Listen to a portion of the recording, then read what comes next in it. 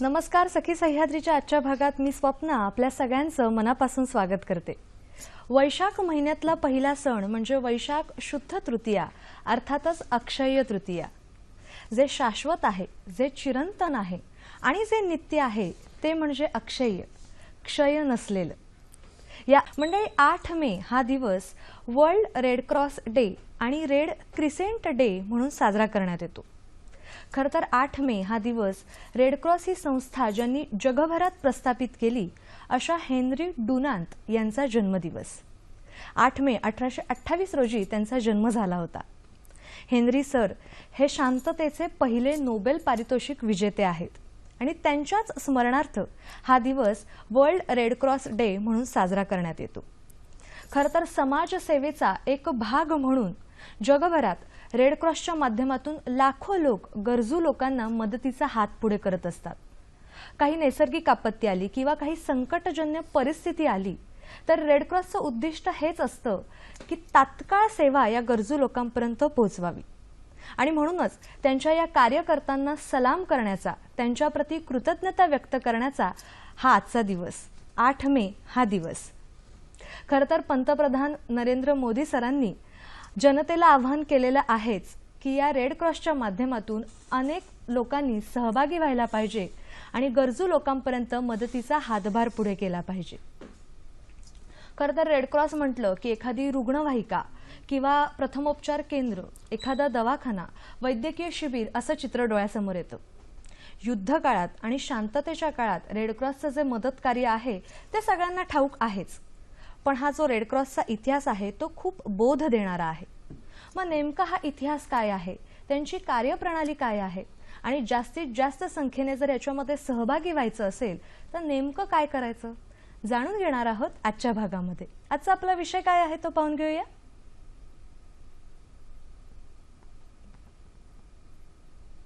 आजचा आपला विषय आहे जागतिक रेड क्रॉस दिनानिमित्ताने आजची आपली ही चर्चा। आणि या विषयावर मार्गदर्शन करण्यासाठी आपण आमंत्रित केलेलं आहे भारतीय रेड क्रॉस सोसायटीच्या राष्ट्रीय मुख्यालयाचे उपअधीक्षक कीर्तिराज ठाकूर यांना। सर नमस्कार। नमस्कार मॅडम। सखी सह्याद्री कार्यक्रमात अतिशय मनापासून स्वागत करते। धन्यवाद। खरंच रेड क्रॉस ही संस्था खूप मदतीचं कार्य करते आहे। अनेक वेळा नैसर्गिक आपत्ती जेव्हा येते किंवा आपत्कालीन परिस्थिती जेव्हा निर्माण होते तेव्हा तात्काळ सेवा पोहोचवण्याचं कार्य म्हणजे रेड क्रॉसचं हे उद्दिष्ट आहे।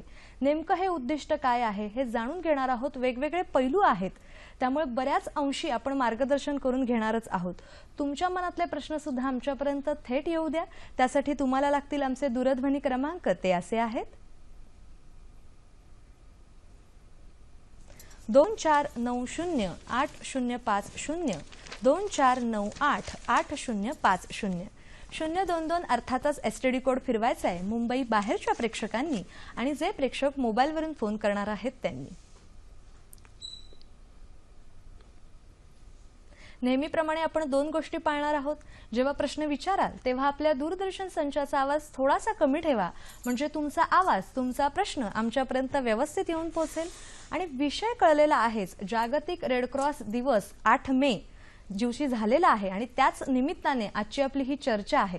त्यामुळे या विषयाच्या अनुषंगाने जर नेमके प्रश्न तुम्ही विचारले तर आपली ही चर्चा उत्तरोत्तर खुलत जाणार आहे आणि आपल्याला आपल्या पाहुण्यांकडून जास्तीत जास्त मार्गदर्शन करून घेता येणार आहे। लगेचच करूया चर्चेला सुरुवात। सर तुम्हाला सुद्धा अक्षय तृतीयेच्या शुभेच्छा। धन्यवाद मॅडम, तुम्हाला पुन्हा सुद्धा एकदा या कार्यक्रमामध्ये मी स्वागत करते। जसं की 8 मे हा दिवस नुकताच म्हणजे कालच्याच दिवशी हा रेड क्रॉस डे जागतिक पातळीवर आपण साजरा करतो नेहमीच। आणि जसं मी मगाशी म्हटलं तसं की रेड क्रॉस म्हटलं की एक रुग्णवाहिका किंवा दवाखाना किंवा वैद्यकीय किंवा मेडिकलशी रिलेटेड अशा गोष्टी असंच एक साधारण चित्र डोळ्यासमोर येतं। पण ह्याच्या मागे जो इतिहास आहे तो खूप आहे। म्हणजे आपण इतिहासात डोकवायला गेलं तर मला वाटतं खूप आपल्याला त्यातनंच बरंच ज्ञान मिळायला लागतं। मग तोच इतिहास जर तुम्ही पहिल्यांदा उलगडलात तर मला वाटतं अगदी मुळापासनं प्रेक्षकांना माहिती मिळेल। याची रेड क्रॉस स्थापनेची एक गोष्ट आहे। सर हेनरी डुनांट हे एका व्यापारानिमित्त जर्मनीला चालले होते। बरं। तर त्यावेळेला ऑस्ट्रिया आणि फ्रान्स आणि इटली याच्या विरुद्ध लढाई चालू होती। त्यावेळेला दोघांची लढाई चालू होती। सगळे सैनिकांना खूप जखमी झाले होते, त्यांचं अवस्था त्यांना बघवली नाही, मग ते थांबले तिकडे. एक अपक्ष नागरिक या भूमिकेतनं त्यांनी त्यांचं पूर्ण ते चित्र बघितलं. बरं. मग ते अस्वस्थ झाले की आता आपण काहीतरी करावं अशी त्यांना इच्छा झाली. त्यांनी स्थानिक नागरिक आणि स्त्रिया हे घरी होते, त्यांच्या मदतीने त्यांनी सेवा करण्याचं काम सुरुवात केली. ते करता करताना संध्याकाळ झाली की परत सैनिक घरी यायचे किंवा त्यांचं पूर्ण पाणी, जेवण आणि सोय, सगळी निवारा यांची सगळी सोय त्यांनी केली. बरं. ते करता करताना त्यांनी चर्चचं रूपांतर हॉस्पिटलमध्ये केलं, छोट्या शाळेचं रूपांतर पुन्हा एक छोट्या वैद्यकीय शिबिरांमध्ये केलं. आणि ते करता करताना त्यांना असं वाटलं की आता याच्यामध्ये अजूनही आपण काहीतरी करावं, म्हणून त्यांनी ह्या सर्व मेमरी ऑफ सल्फरिनो हे पुस्तक लिहिलं. ते जगभर प्रसिद्ध झालं. नंतर 1863 मध्ये रेड क्रॉसची स्थापना त्यांनी केली. बरं. हा, ती करताना त्यांनी एक स्विस झेंडा ह्याचं विरोधी म्हणजे व्हाईट बॅकग्राऊंड आणि पुढे रेड, बरं, हे त्यांनी एक सिम्बॉल म्हणून ते यूज केलं. आणि हे काम स्वयं करता करताना तिकडेच ते थांबले नाहीत. या कल्पनांना त्यांना एक संघटनेचा उदय झाला. हा, आणि ते करता करताना त्यांना संघटनेचा उदय झाल्याच्या नंतर एक त्यांना वाटलं की आपण अजूनही मोठी करू. मग त्यांनी 14 राष्ट्रांची एक परिषद बोलवली. त्या परिषदेमध्ये असा निर्णय झाला की जगभरामध्ये युद्धातील सैनिक, नागरिक यांना सन्मानानं वागणूक देण्यात यावी, त्यांच्यासाठी सहाय्य करावे, हे करारामध्ये मान्य करण्यात आले. आणि रेडक्रॉस चिन्ह असलेल्या इस्पितल याच्यावर बॉम्ब वर्षा किंवा हल्ला करण्यात येऊ नये. आज जगभरामध्ये रेडक्रॉसचे तुम्ही साधारण 1,70,00,000 व्हॉलेंटियर आहेत. बरं. तसेच 5 लाख पेड स्टाफ आहेत. आणि हे जीवाची पर्वा न करता, कसली वेळेचं बंधन न हे करता खूप काम करतात. सर, मला वाटतं त्यामुळेच आपत्ती आल्यानंतर अगदी जसं माणूस संकट आल्यानंतर संकटाला जी सामोरं जाण्याची एक आत्मविश्वास असतो, तो मला वाटतं या रेडक्रॉसच्या माध्यमातून लोकांना पोहोचत असतं. कारण का मदतीचा हात तात्काळ मिळत असतो आणि तुम्ही एवढ्या मोठ्या संख्येने हे कार्यकर्ते काम करत असतात. तर अर्थातच सरांनी 1863 साली ही रेडक्रॉसची संघटना स्थापन केली. आणि इतिहास तुम्ही सांगितला की युद्धजन्य परिस्थितीत अनेक जण जखमी झाले होते आणि मग त्यांची एक सेवा शुश्रूषा करण्याच्या माध्यमातून किंवा त्या प्रेरणेने त्यांनी ही संघटना स्थापन केली असं आपण म्हणू शकतो. मग अशा वेळेला काही तत्व असतात, म्हणजे कुठलीही संस्था जेव्हा आपण म्हणतो ती तत्वांवर उभारलेली असते. मग रेडक्रॉसची तत्व सुद्धा जर आम्हाला कळली तर मला वाटतं ही आणखीन मुळापर्यंत जाण्याचा आमचा हा मार्ग सुकर होईल. सगळ्यात अगोदर आमचं मानवता हे तत्व आहे. निष्पक्षपातीपणा, तटस्थता, स्वातंत्र्य, स्वयंसेवा, एकता आणि विश्वव्यापकता. बरं. या तत्वांवरती चालतं. आणि मानवता हे जिथे दुःख तिथे मानवता. बरोबर. हा, ह्याच्यावरती आमचं कार्य चालू असतं. अर्थात मेन मानवता, ह्युमॅनिटी हे आमचं ग्राउंड आहे. त्यावेळेला आम्ही कोण गरीब आहे, आज श्रीमंत आहे याचा धर्म बघितला जात नाही, जात बघितली जात नाही. फक्त ह्याच्यावरती आपलं कार्य करत राहायचं. खरंच मानवतेच्या नात्यातून तुम्ही गरजू लोकांपर्यंत पोहोचत असतात आणि त्यांना मदतीचा हात पुढे करत असतात. आणि दरवर्षी म्हणजे यावर्षी सुद्धा कालच्याच दिवशी आपण हा वर्ल्ड रेड क्रॉस डे साजरा केलेला आहे. तर दरवर्षी वेगवेगळी थीम असते असं तुम्ही म्हणालात. तर यावर्षीची जी थीम आहे ती एव्हरीव्हेअर फॉर एव्हरीवन, म्हणजे प्रत्येकासाठी प्रत्येक ठिकाणी असं आपण म्हणू शकतो. तर त्याबद्दल तुम्ही काय सांगाल आणि मग पुढचे तुमचे वर्षभरातले उपक्रम? हा, तुम्हाला एक सांगायचं झालं तर आता सिरियाचं भयानक युद्ध चालू आहे. गेली 5 वर्ष तिकडे युद्ध चालू आहे. त्याच्यामध्ये आमचे 53 सिरिया अरब रेड क्रिसेंट सोसायटीचे आणि पॅलेस्टाईन रेड क्रिसेंट सोसायटीचे स्टाफ आणि व्हॉलेंटियर यांना मृत्यू पडले काम करताना. आणि ते काम म्हणजे काय करत होते की बेसिक नीड्स, फूड, वॉटर आणि त्यांच्यासाठी मेडिकल सुविधा, ब्लँकेट्स ही पुरवत होते. त्यावेळेला कळलं नाही की काही करायचं. आणि ते करताना पण एवढे आम्हाला संकट आली. आम्हाला दोन्ही देशांना समजावायला लागलं, दोन्ही पार्ट्यांना समजावायला लागलं की आम्ही रेड क्रॉस हे न्यूट्रल आहोत. आम्ही काम करताना आम्हाला कोणताही भेदभाव नाही आहे आमचा. आम्हाला जस्ट फक्त आम्ही इथे मदत सेवा करतोय. करतोय. आणि तेव्हा आम्हाला त्यांनी काम करायला, फक्त रेड क्रॉसच ही संस्था आहे, त्यांनी सिरियामध्ये पूर्णपणे स्टार्टपासून काम केलेलं आहे. आणि आताही तुम्हाला सांगतो, जवळजवळ 170 ट्रक माल तिकडे आहे आणि त्याचं वाटप चालू आहे. वा. तर आपल्याला एक फोन आलेला आहे, तो आपण घेऊया. गोरखनाथ कासार आपल्याशी बोलतात सोलापूरहून. नमस्कार सर. हॅलो, नमस्कार मॅडम. बोला. नमस्कार सर. नमस्कार. मॅडम, मी गोरखनाथ देकेकर उर्फ कासार, तालुका करमाळा, जिल्हा सोलापूर येथून बोलत आहे. तर माझा प्रश्न असा आहे की ज्या रेड क्रॉस संकल्पना आहे ती कधी स्थापन झाली, आणि दुसरे एक प्रश्न असा आहे, तर या जागतिक रेड क्रॉस संकल्पना मागे नेमके उद्दिष्ट काय आहे? ओके, धन्यवाद. बरं, धन्यवाद. मला वाटतं इतिहास सरांनी सांगितलेला आहेच, पण पुन्हा एकदा सर तुम्ही काय सांगाल की उद्दिष्टच हेच आहे की संकट परिस्थिती आली की सेवा करणं, मानवतेच्या नात्यातून. पण तरीही सर अगदी थोडक्यात तुम्ही इतिहास आणि मला वाटतं या थीम विषयी या वर्षीच्या जर सांगितलं तर आणखीन लोकांपर्यंत माहिती पोहोचेल. ॲक्च्युली यांचं कार्य, हेनरी डुनान्टचं कार्य 1863 पासून सुरुवात झालेली आहे आणि भारतामध्ये 1920 या साली सुरुवात झाली. आणि तुम्हाला सांगायचं म्हणजे मानवता, ते तुम्हाला 7 तत्व सांगितले, त्या तत्वांवरती आमचं काम चालतं. सगळ्यात आमचं मोठं हे मानवता हे कार्य असतं. त्याचं काम करताना आम्ही कोणताही भेदभाव वगैरे पाळत नाही, फक्त काम करत जायचं आणि तुम्हाला सेवा पुरवायची, जेणेकरून त्या व्यक्तीचं दुःख कमी होईल. मुख्य आमचं उद्दिष्ट हा दुःख कमी करणं हेच असतं. बरं सर, तुम्ही मगाशी थीम विषयी सांगत होतात की तुम्ही त्या युद्धाचं सुद्धा उदाहरण दिलेलं आहे की ज्यामध्ये कार्य करत असताना अनेक रेडक्रॉसचे कार्यकर्ते आतापर्यंत मृत्युमुखी पडलेले आहेत. आणि मग अशा वेळेला नेमकी प्रत्येकासाठी प्रत्येक ठिकाणी अशी जी यावर्षीची थीम आहे त्या थीम विषयी तुम्ही सांगत होतात मगाशी. ओके, एक तुम्हाला सांगायचं झालं तर आयरिश रेड क्रॉस ह्या लोकांनी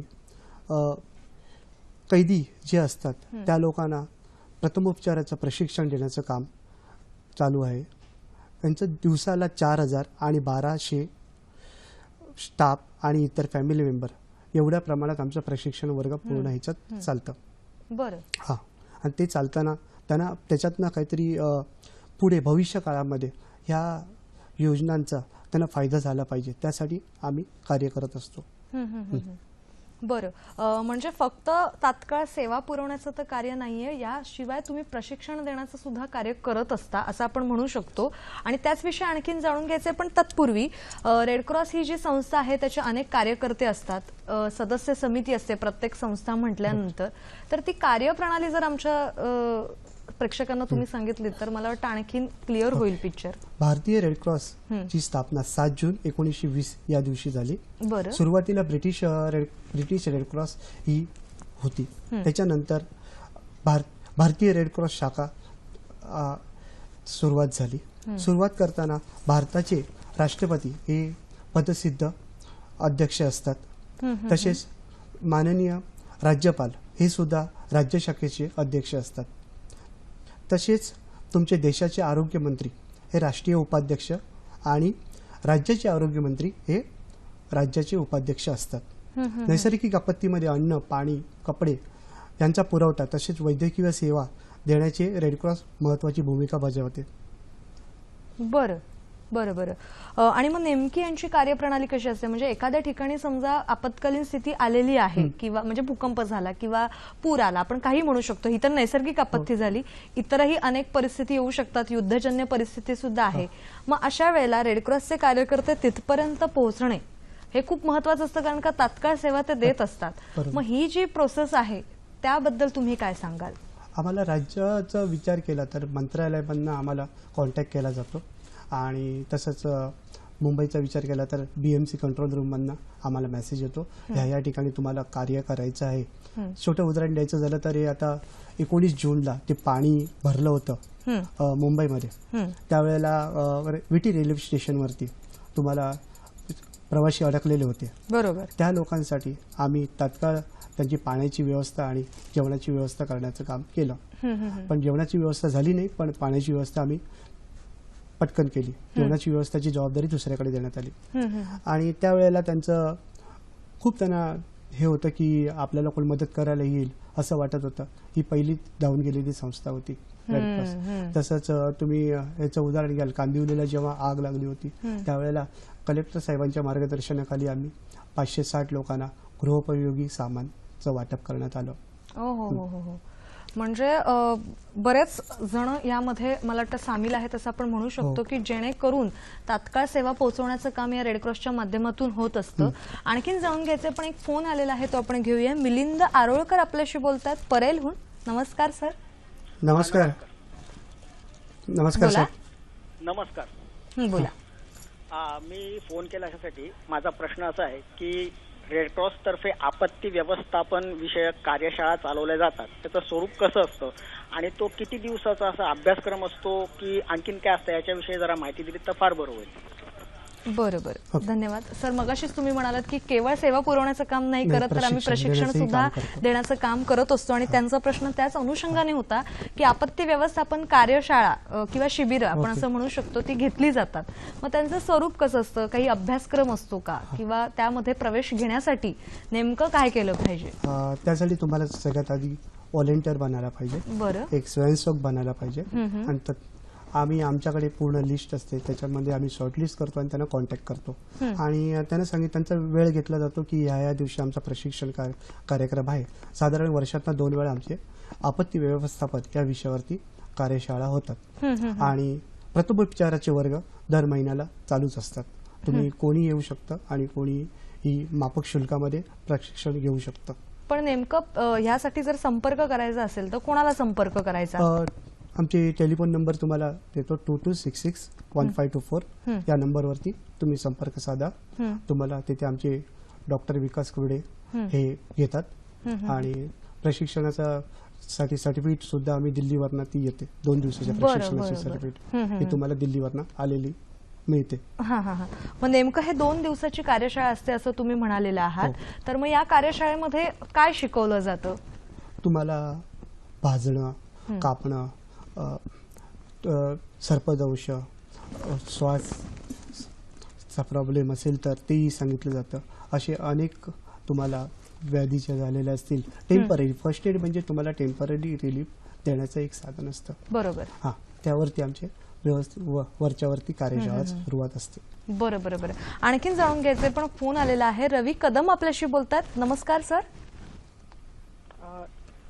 हॅलो. नमस्कार. नमस्कार. रवी कदम बोलतो फोर्टवरून. रेड क्रॉस ही संकल्पना ठाकूर साहेबांनी सांगितली, पण रेड क्रिसेंट ही संकल्पना कोणी व कधी मांडली? बरं. धन्यवाद साहेब. खूप छान वेगळा प्रश्न त्यांनी विचारला की 8 मे हा दिवस जो आहे तो रेड क्रॉस डे आणि रेड क्रिसेंट डे म्हणून साजरा करण्यात येतो. तर नेमकं रेड क्रॉस ही जी संकल्पना आहे ती हेनरी डुनांत यांचा तुम्ही इतिहास सांगितलेला आहेच की कशी प्रेरणादायी त्यांना प्रेरणा मिळाली त्या युद्धजन्य परिस्थितीतून या लोकांना सेवा करण्यासाठी, आणि मग पुढे ते रेड क्रॉस संघटना स्थापन झालेली आहे.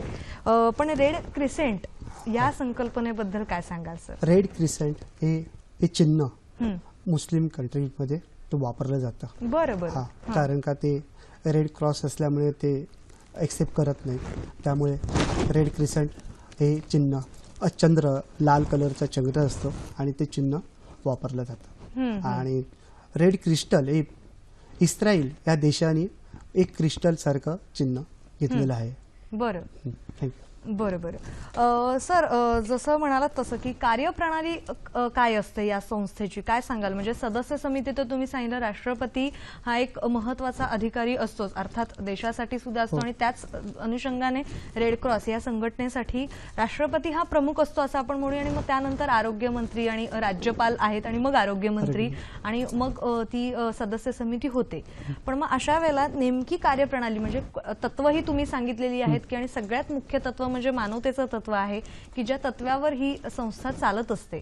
मग ही कार्यप्रणाली कशी असते किंवा कार्य करण्याची पद्धती कशी असते, एकंदरीत प्रोसेसिंग काय असते? अध्यक्ष आमचे सेक्रेटरी जनरल भारताचे पूर्ण राज्याचे ते हेड असतात, पूर्ण राज्य त्यांच्या अंडर असतं. इथे राज्याला ऑनररी सेक्रेटरी हे पद असतं, यांच्या अंडर आम्ही कामं करतो आणि ते काम करताना जे आदेश देतील ते आम्हाला मान्य करावेच लागतात आणि जसं त्यांच्या मार्गदर्शनाखाली हे कार्य चालत असतं. तुम्हाला हे स्लाइड्स बघत असाल दिसत असेल, हा आपण स्लाइडवर पाहू शकतो. सर, स्लाइडवर सांगा. तुम्ही पाहू शकतो की आपल्याकडे APJ कलाम आमच्या पहिल्या वेळी सॅनिटोरियमला आले होते. त्यावेळेला हे स्लाइड आहे आणि हे आमच्या महाराष्ट्र राज्य शाखा त्याला बेस्ट टाइम्सचं अवॉर्ड मिळालेलं होतं बेलर हॉस्पिटल हे करताना. पुढची स्लाइड दिसते तुम्हाला, एक आम्ही नेपाळला एक पूर्ण ट्रक भरून 2 ट्रक 13 टन रिलीफ मटेरियल पाठवलं. बरं. हां आणि ते रिलीफ मटेरियल आम्ही ह्यांच्या माध्यमातून जमा केलं होतं की पारसी कॉलनी, परत हे तुम्ही बघत असाल 11 पारसी कॉलनी आहेत मुंबईमध्ये, त्या ह्यांनी आम्हाला पूर्णपणे सहाय्य करून हे रिलीफ मटेरियल दिलं होतं. तसंच इतरही डोनर होते. हां आणि आम्ही 13 टन माल पाठवायला आम्ही सक्सेस झालो. बरं. म्हणजे खरं तर खूप मोठी सेवा तुम्ही लोकांपर्यंत पोहोचवण्याचं खूप छान कार्य करताय. आपल्याला एक फोन आलेला आहे, तो आपण घेऊया. धनंजय पवार आपल्याशी बोलतायत धुळ्याहून. नमस्कार सर. नमस्कार मॅडम. हॅलो. हा बोला. नमस्कार. धनंजय पवार बोलतोय मॅडम, धुळ्याहून बोलतोय मी. हा बोला. माझा पहिला प्रश्न असा आहे माझा, आपत्कालीन वेळेत काही महत्वाचे दूरध्वनी क्रमांक आहेत का, जसे टोल फ्री वगैरे रेड क्रॉसचे, की जेणेकरून काही आपत्ती काळात संपर्क साधता येईल. परत दुसरा प्रश्न असा आहे आणखी, हॅलो बोला. रेड क्रॉस संस्थेमार्फत कुठले कुठले उपक्रम राबवले जातात, जसं काही एखाद्या वेळेस जलसंधारणाचे काम वगैरे हाती घेता येतील का, हा एक माझा प्रश्न आहे. बरोबर. ओके मॅडम, धन्यवाद.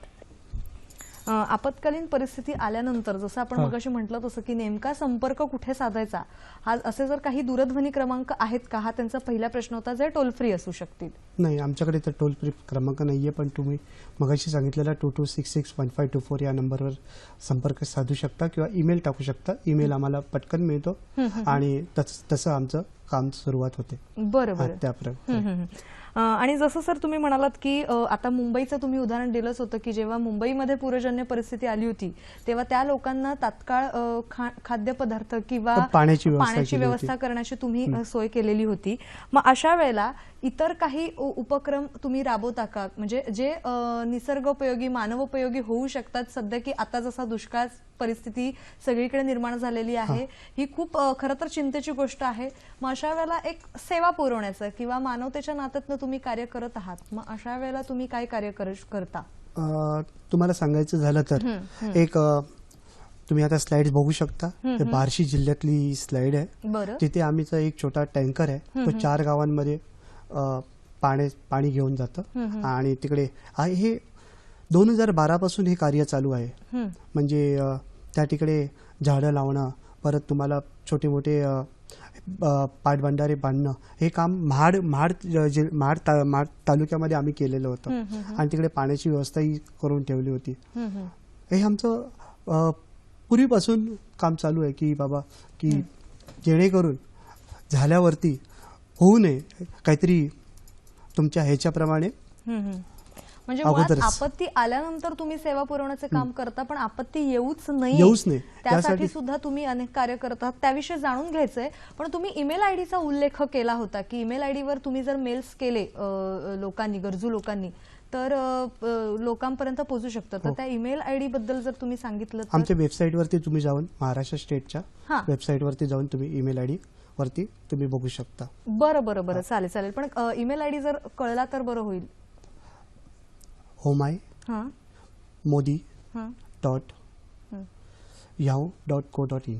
बरं ठीक आहे. म्हणजे मला वाटतं रेड क्रॉसची ही जी वेबसाईट आहे त्या वेबसाईटवर तुम्ही जर भेट दिली तर हा ईमेल आयडी सुद्धा मिळेल, जेणेकरून लोक मेल करून तुमच्यापर्यंत संपर्कात येऊ शकतात, नाही का. आणखीन एक फोन आलेला आहे, तो आपण घेऊया. विशाल पवार आपल्याशी बोलतात चर्चगेटहून. नमस्कार सर. नमस्कार मॅडम. ठाकूर साहेबांना मला एक प्रश्न विचारायचा आहे. रेड क्रॉस मुवमेंट म्हणजे नक्की काय आणि त्याबद्दल थोडं सविस्तर तुम्ही आम्हाला सांगाल तर बरं होईल. प्रश्न परत सांगाल. रेड क्रॉस मुवमेंट म्हणजे नेमकं काय आणि त्याविषयी त्यांना सविस्तर सांगायचं. मला वाटतं इतिहास तुम्ही सांगितलेला चळवळ होताच, चालू आहे. पण त्याविषयी आणखीन जाणून घेण्याच्या उद्देशाने काय सांगाल सर? रेड क्रॉसची ही चळवळ चालू आहे. साधारण तुम्हाला हेनरी डुनाल्ड साहेबांनी स्थापना केली त्या दिवशीपासून. बरं. आणि तुम्हाला सांगायचं झालं की लोकांना सेवा पोचवणं, त्यांचे दुःख कमी करणं, याच्यामध्ये तुमचे सगळे प्रकारचे आले. तुम्ही ब्लड डोनेशन कॅम्प्स आले, तुमचं आपत्ती व्यवस्थापन आलं, तुमचं छोट्या अपंगापासून मोठ्या डिझास्टरपर्यंत जे आम्ही कार्य करतो, प्रणाली चालते, त्याला रेड क्रॉस मुवमेंट असं म्हटलं जातं. बरं बरं बरं बरं. आणि त्याच्यामध्ये करताना तुम्हाला सांगायचं झालं तर मुख्य उल्लेख तुम्ही छोटे मेडिकल असिस्टंट म्हणजे वैद्यकीय मदत ही सुद्धा आमच्याकडे पुरवली जाते फोर्स शाखेतर्फे.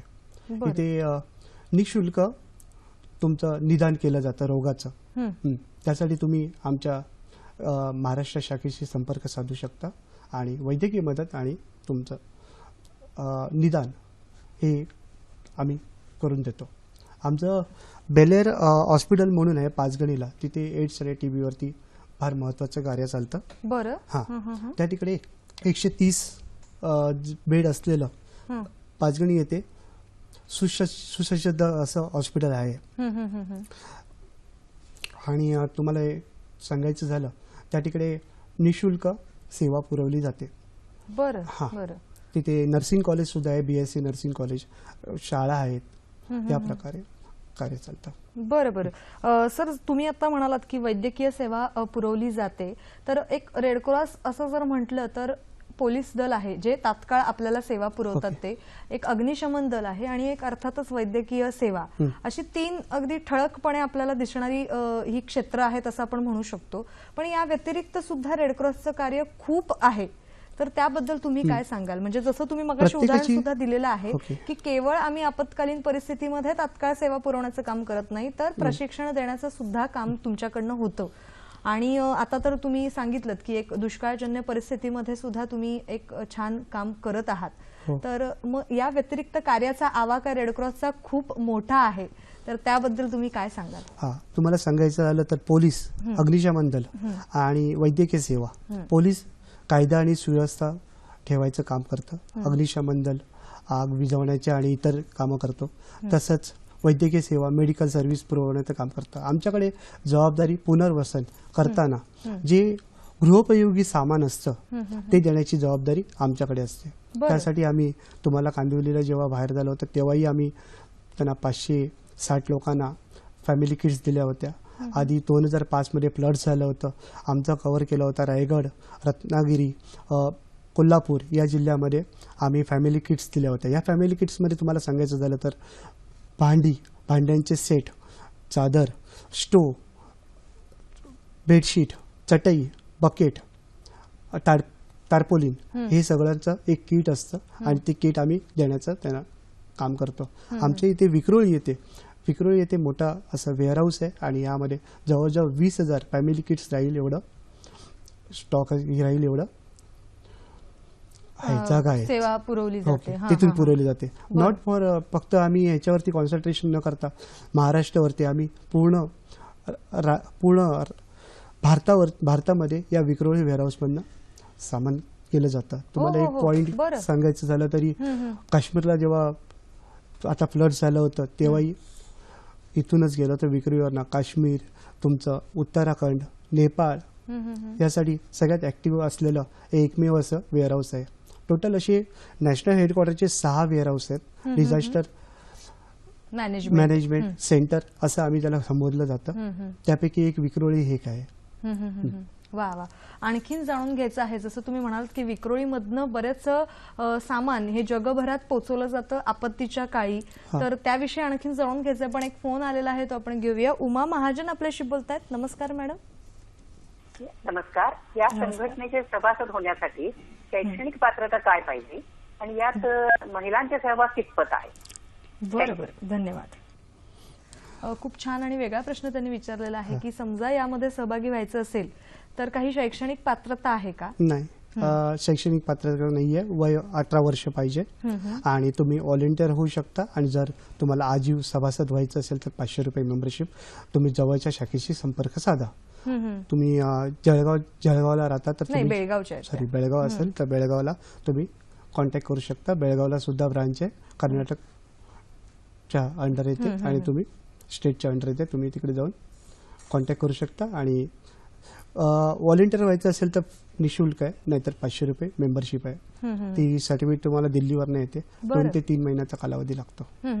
त्यासाठी बायोडाटा आणि फोटो हे घेऊन तुम्ही जवळच्या जिल्हा शाखेला संपर्क साधा. आणि एकदा सभासद झाल्यानंतर मग ते अगदी शेवटपर्यंत आजीव सभासद आणि तुम्ही जास्तीत जास्त तुम्ही कार्य करू शकता. त्यांच्यासाठी लोकांपर्यंत मानवता, फक्त देऊ शकता. अगदी अगदी अर्थातच. महिलांचा सहभाग या सगळ्या चळवळीमध्ये कितपत आहे? तुम्हाला सांगायचं झालं तर 1859 साली ज्या वेळेला पहिलं युद्ध चालू होतं, हेनरी डुनांटने सांगितलं होतं, त्यावेळेला मदत करणाऱ्या येणाऱ्या त्या गावातल्या स्त्रियाच होत्या.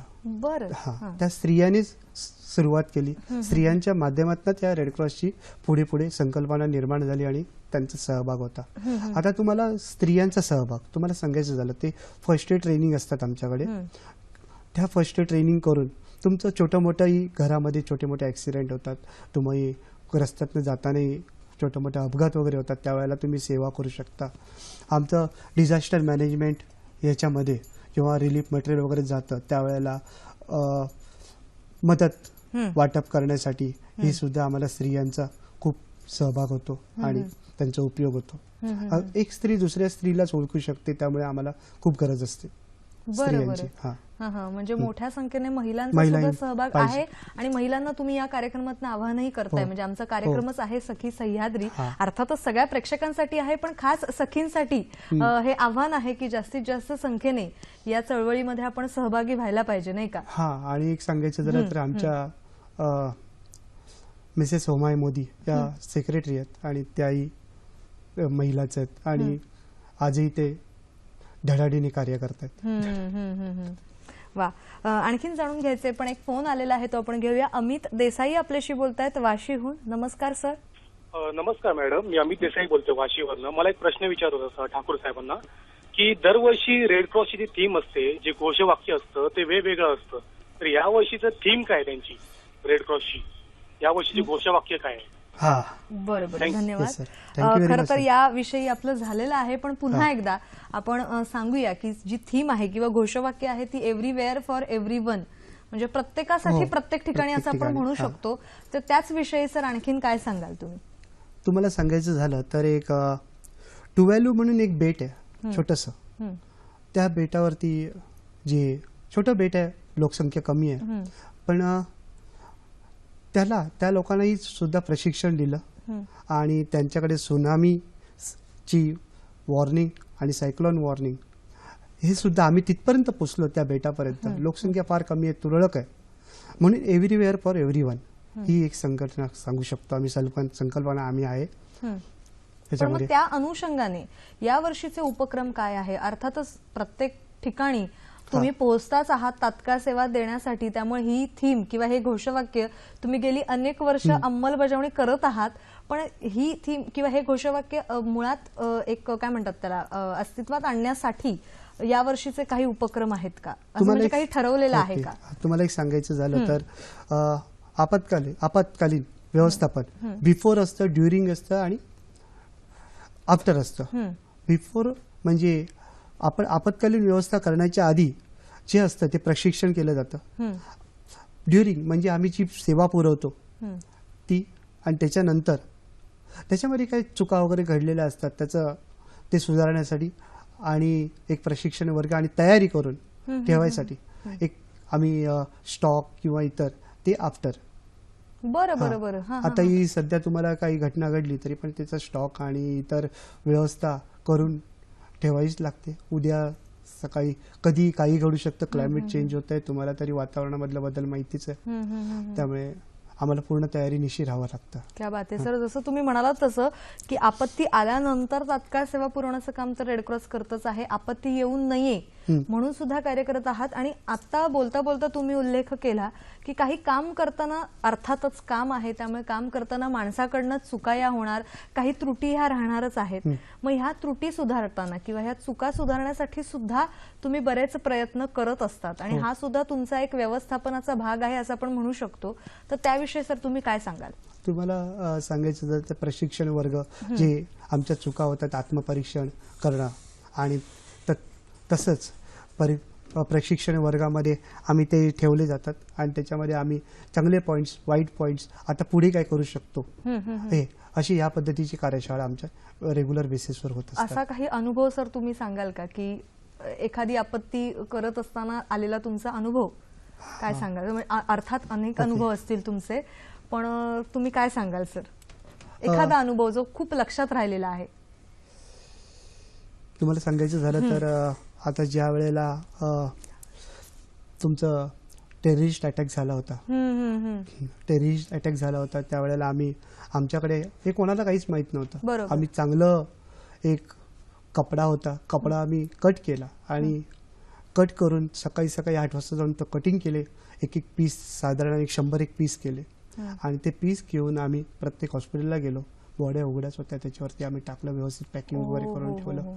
आणि त्यावेळेला आमची एक चूक झाली की आम्ही हात धुताना डेटॉल वगैरे आम्ही काय वापरलं नव्हतं. त्यावेळेला कुठून म्हणजे आम्हाला कळलं की आता डेड बॉडींची आवश्यकता होती, डेड बॉडी बॅग्सची आवश्यकता होती. मग ICRC दिल्लीला कळवलं, मग त्यांनी त्वरित पाठवल्या. मग त्या देशामध्ये त्या डेड बॉडी बॅग्समध्ये भरून त्यांचे मृतदेह पाठवले गेले. बापरे, खरंच हा एक खूप वेगळा अनुभव आहे. आणि त्यावेळेला आम्हाला कोणत्याही प्रकारचं प्रशिक्षण नव्हतं की डेड बॉडी मॅनेजमेंट हे करणं. मग त्याचं आमचे नंतर क्लासेस घेण्यात आले, डेड बॉडी मॅनेजमेंट कशी करतात, काय करतात आणि त्याचं. म्हणजे मला वाटतं प्रत्येक आपत्तीतनं काही ना काहीतरी शिकायला मिळतच असेल आणि त्या दृष्टिकोनातून तुम्ही सुधारत आजवर इथपर्यंत येऊन पोहोचलेला आहात. आपल्याला एक फोन आलेला आहे, तो आपण घेऊया. मुकेश मेस्त्री आपल्याशी बोलतायत. नमस्कार सर. नमस्कार मॅडम, मी मुकेश मिस्त्री बोलतो बोरीवलीवरून. बोला. नमस्कार सर. मला एक माझा प्रश्न असा आहे की मला लोकांना ट्रेनिंग द्यायची, म्हणजे फर्स्ट एडची ट्रेनिंग द्यायची आहे. मला फर्स्ट एडची मला माहिती आहे, मला कोर्सेस पण केलेले आहे, पण मला दुसऱ्याला शिकवायचं आहे. तर त्यासाठी तुम्ही ट्रेनिंग प्रोव्हाइड करू शकतात का मला? तर मी दुसऱ्या लोकांना जे प्राथमिक फर्स्ट एडची ट्रेनिंग द्यायची असेल त्याची मग तुम्ही त्यासाठी काहीतरी सोय आहे का तुमच्याकडे मुंबईमध्ये? आणि मी मुंबईला राहतो. Thank you sir. बरोबर, धन्यवाद सर. काय सांगाल? त्यांचं मला वाटतं प्रथमोपचाराचं प्रशिक्षण झालेलं आहे, पण त्यांना इतरांना शिकवण्याची एक तळमळ आहे. सगळ्यात अगोदर सांगायचं असेल तर मिस्त्री साहेब हे डॉक्टर आहेत का? बरं. डॉक्टरच ट्रेनिंग देऊ शकतो. जर डॉक्टर असतील तर त्यांनी आमच्याकडे यावं, आम्हाला कॉन्टॅक्ट करावं. TOT म्हणून ट्रेनिंग ऑफ ट्रेनर्स असंही आमच्याकडे एक कोर्स आहे फर्स्ट एडच्या बाबतीत. आणि जर त्यांना येऊन कॉन्टॅक्ट करावं आमच्या शाखेची आणि तुम्हाला आम्ही आमचं ट्रेनिंग देऊ शकू. बरं.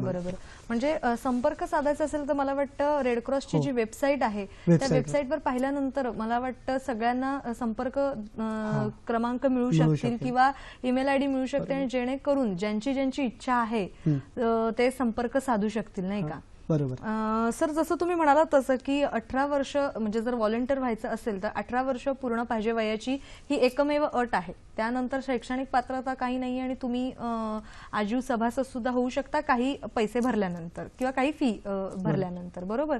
पण 18 वर्षापेक्षा जे कमी वयाचे आहेत तरी त्यांना समजा जर काही करायची इच्छा असेल तर अशांसाठी काही व्यवस्था आहे का? एक आमच्याकडे ज्युनियर रेड क्रॉस आणि युथ रेड क्रॉस ही एक संघटना आहे. रेड क्रॉस ही सिस्टर कन्सर्न आहे.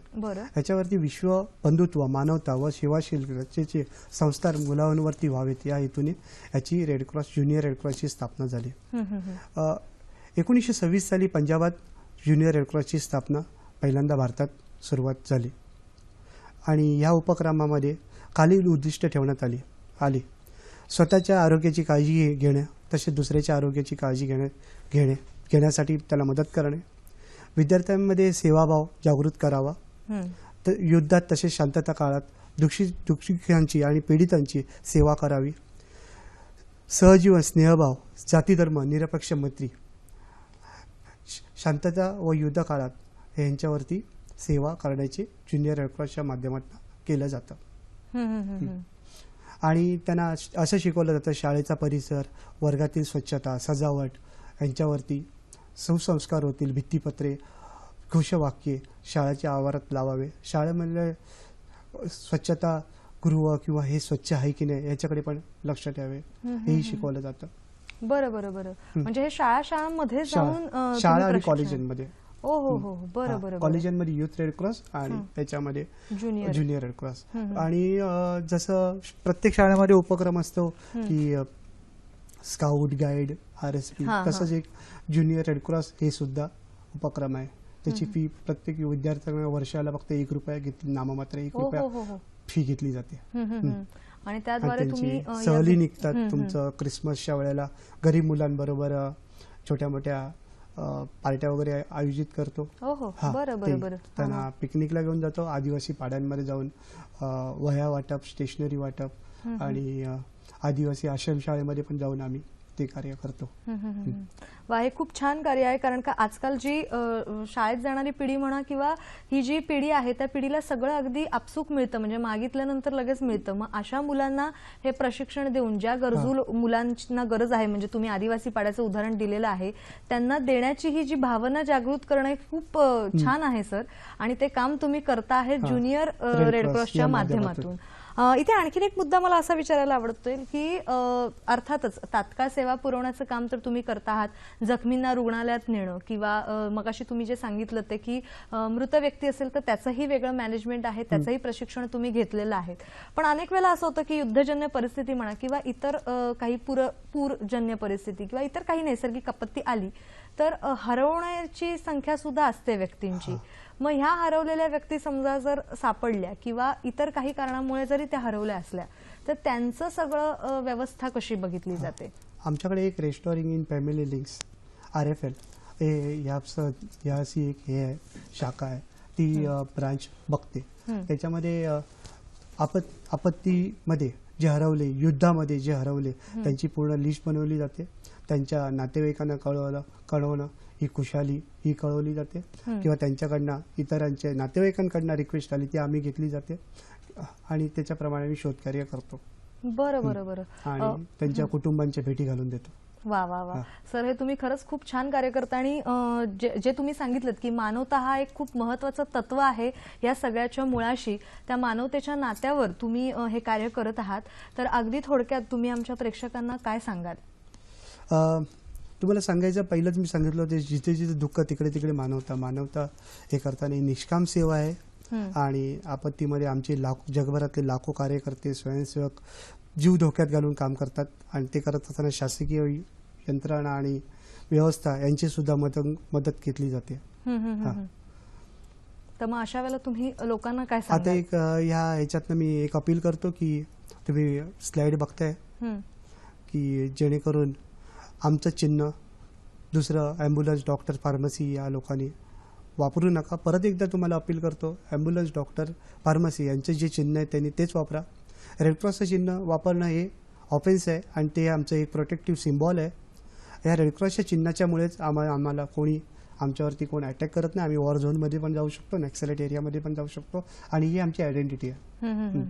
मला वाटतं रेडक्रॉसच्या माध्यमातून अनेक लोक या गरजू लोकांसाठी तात्काळ सेवा पुरवण्याचं काम करत आहेत. आणि आजच्या या अक्षय तृतीयेच्या मुहूर्तावर आपण सुद्धा या चळवळीमध्ये सहभागी होण्याचा संकल्प करूया आणि जास्तीत जास्त लोकांपर्यंत, गरजू लोकांपर्यंत आपल्या मदतीचा हातभार देऊया, नाही का? कसा वाटला आजचा कार्यक्रम हे आमच्यापर्यंत जरूर पोहोचवा. त्यासाठी फेसबुकचं माध्यम आहे, ईमेल आयडीचं माध्यम आहे. फेसबुकसाठी तुम्हाला टाईप करायचं आहे www.facebook/sakhisayhadri.dd या आमच्या फेसबुक पेजला तुम्ही भेट देऊन तुमच्या प्रतिक्रिया नोंदवू शकता. याशिवाय sakhisayhadri@gmail.com या आमच्या ईमेल आयडीवर मेल्सद्वारे सुद्धा तुम्ही तुमचे अभिप्राय पोहोचवू शकता. आज मात्र कार्यक्रमात इथेच थांबण्याची अनुमती घेते. सर, तुम्ही इथे आलात आणि रेड क्रॉस या खूप जागतिक संस्थेतर्फे जे कार्य चाललेलं असतं त्या कार्याचा उलगडा आम्हाला करून दाखवलात. त्याबद्दल सखी सह्याद्री परिवारातर्फे मनापासून रेड क्रॉस तर्फे तुमचे आभार आहे आणि सखी सह्याद्रीचे सुद्धा.